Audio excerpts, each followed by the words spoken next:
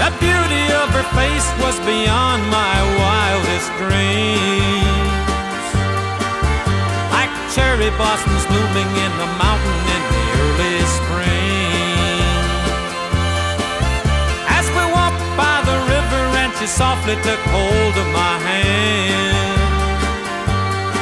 that's when I fell deep in love with the girl made in Japan.